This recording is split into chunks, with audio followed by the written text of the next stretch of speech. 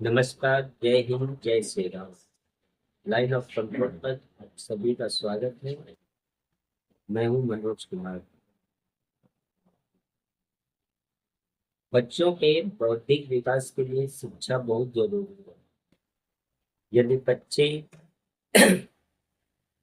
शिक्षा में कमजोर हो तो उसका आरोप अध्यापक पर जाता है किताबों पर नहीं, क्योंकि किताबों को ऑथेंटिक माना गया है। हम किताबों पर सवाल नहीं उठा सकते। दर्शकों, उदाहरण के तौर पर हम गणित को अगर गलत पढ़ाएंगे तो उसके परिणाम कभी सही नहीं आ सकते। 15 अगस्त सन 1947 को भारत स्वतंत्र हुआ।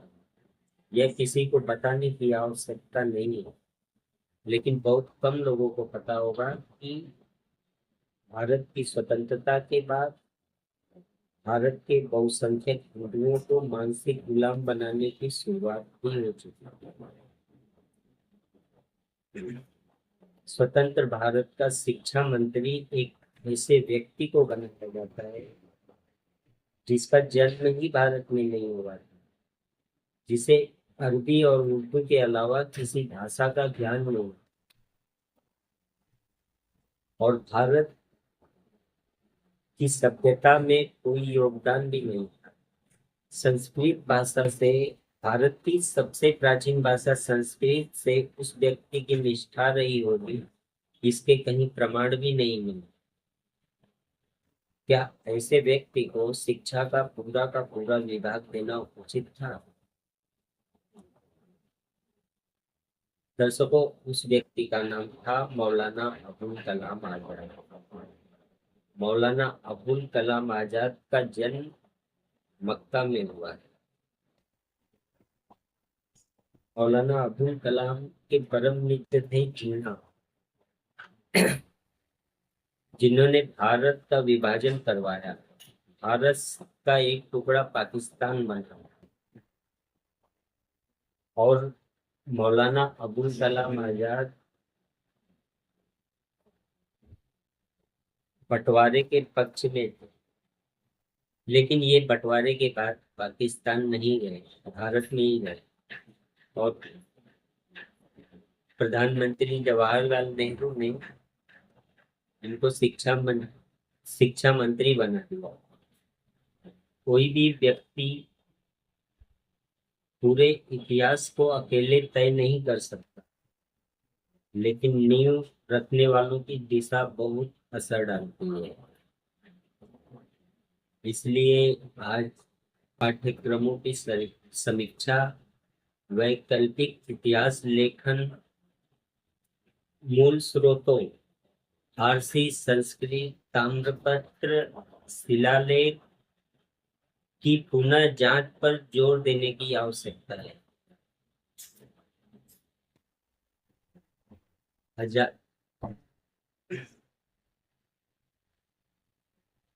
आजादी के बाद इतिहास लेखन में खास विचारधारा को निरपेक्ष बनाकर प्रस्तुत किया गया और जिसने सवाल किया उसको दरकिनार कर दिया गया। जिनको दरकिनार किया गया उनकी शिकायत यह थी कि मुगल और सल्तनत काल को जरूरत से ज्यादा उदार और सांस्कृतिक समन्वय के रूप में दिखाया गया, जबकि जमीनी सच्चाई अलग थी। दर्शकों, हम जिस विषय पर चर्चा कर रहे हैं वह किसी व्यक्ति के सम्मान या अपमान का प्रश्न नहीं है, बल्कि शिक्षा नीति, इतिहास बोध और सभ्यतागत न्याय का प्रश्न है। भारत का इतिहास विश्व के सबसे प्राचीन, समृद्ध और बहुआयामी इतिहासों में से एक है।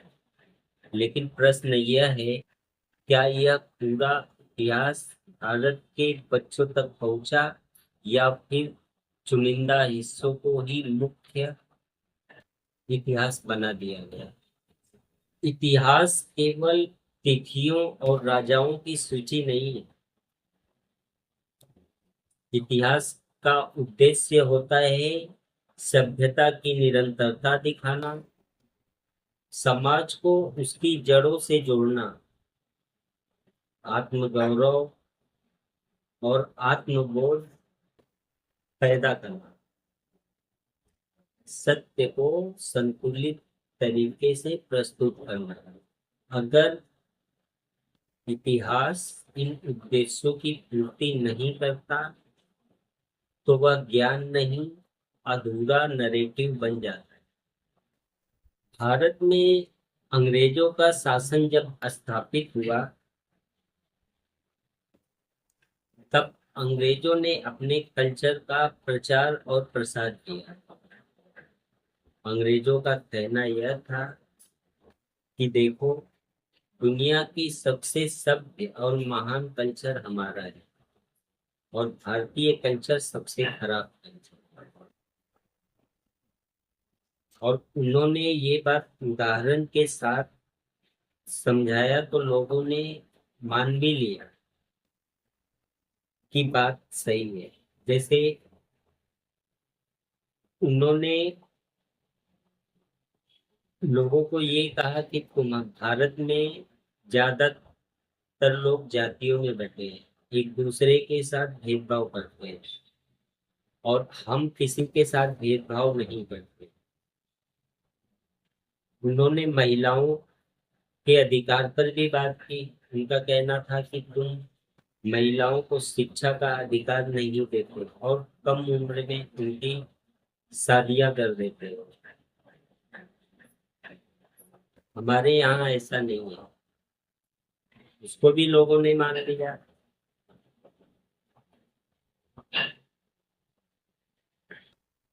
उसकी वजह यह थी कि अंग्रेजों के शासन से पहले मुगलों का शासन था और उस समय भारतीयों का शोषण बहुत ज्यादा हुआ। जहाँ भारत के जिस जिस हिस्से पर मुगलों का शासन था वहाँ लोगों का शोषण हुआ, उनके ऊपर कर लगाए गए, उनका जबरन धर्म परिवर्तन किया गया। इसका एक अलग ही इतिहास है, इसके लिए एक अलग वीडियो बनानी पड़ेगी। लेकिन मुख्य बात ये है कि जब अंग्रेजों ने भारतीयों को भड़काना शुरू किया, बांटना शुरू शुरू किया और उदाहरण देकर समझाया तो लोगों ने मान भी लिया कि बात तो सही है। ठीक उसी समय एक व्यक्ति उभर कर आते हैं जिनका नाम था स्वामी दयानंद सरस्वती। स्वामी दयानंद सरस्वती ने जवाब देना शुरू किया। उन्होंने कहा कि भारत की सबसे प्राचीन किताब है ऋग्वेद, जिसकी रचना में कई महिलाओं का योगदान है।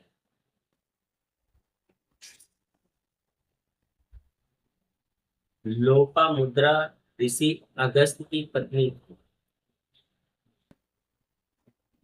घोषा ऋषि कछिवान की पुत्री थी। अपाला ऋषि अत्रि के कुल से थी।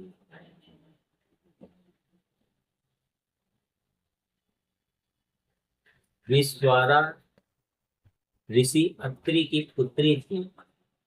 रोमसा ऋषि बृहस्पति के कुल से थी। और सिक्ता, इन सभी महिलाओं का योगदान ऋग्वेद वेदों की रचना में था।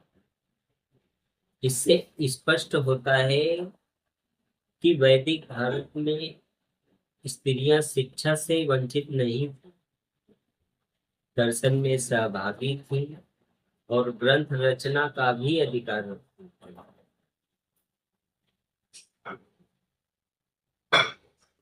ऋग्वेद की रचना में महिलाओं का सक्रिय और निर्णायक भूमिका थी। वर्तमान में भी इस सत्य को छिपाना भारतीय सभ्यता के साथ अन्याय है। वेदों के बाद आए उपनिषद, और उपनिषद में बकायदा लिखा हुआ है, राजा जनक के दरबार में ऋषि याज्ञवल्क्य के साथ ब्रह्म विद्या की प्रकांड विदुषी गार्गी से शास्त्रार्थ हुआ था। स्वामी दयानंद सरस्वती का स्पष्ट संदेश था, हम अंग्रेजों से बहुत बेहतर हैं। इसलिए उन्होंने 1875 में मुंबई में आर्य समाज की स्थापना की और अपना एक प्रिंटिंग प्रेस खोला जिसका नाम था वैदिक यंत्रालय। अखबार के माध्यम से उन्होंने लोगों के अंदर जागरूकता पैदा करने की कोशिश की। उनके अखबार में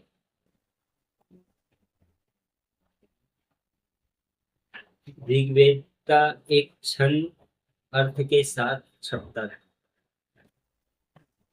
यही कारण है कि ईसाइयत कई राज्यों में बिल्कुल नहीं फैला। जैसे उदाहरण के तौर पर राजस्थान, उत्तर प्रदेश, उड़ीसा और भी कई राज्य हैं जिनमें ईसाई मिशनरियां अपने कार्य में सफल नहीं हो पाए। स्वामी दयानंद सरस्वती का जन्म 12 फरवरी 1824 को गुजरात के टंकारा में हुआ था। ऐसे समय में जब हिंदू धर्म विभिन्न संप्रदायों में विभाजित था, स्वामी दयानंद सरस्वती ने वेदों की ओर रुख किया और वैदिक ज्ञान को पुनर्जीवित किया। चारों वेद, ऋग्वेद, यजुर्वेद, सामवेद और अथर्ववेद के प्रति लोगों की जागरूकता को पुनर्जीवित करने के लिए स्वामी दयानंद सरस्वती ने कई धार्मिक पुस्तकें लिखी, जिसमें प्रमुख हैं सत्यार्थ प्रकाश, भाष्य भूमिका और संस्कार विधि। स्वामी दयानंद सरस्वती ने 1864 में स्वामी विरजानंद के मार्गदर्शन में वैदिक शिक्षा पूर्ण की। इसके बाद उन्होंने 1874 तक वैदिक प्रचार प्रसार के लिए पूरे भारत की यात्रा की। स्वामी दयानंद सरस्वती की पहली प्रमुख रचना पंच महायज्ञ विधि थी, जो 1874 में प्रकाशित हुई। 1882 में स्वामी जी ने स्वयं अजमेर शहर में परोपकारिणी सभा की स्थापना की। स्वामी दयानंद सरस्वती का अंग्रेजों से संघर्ष हथियारों का नहीं, विचारों का था।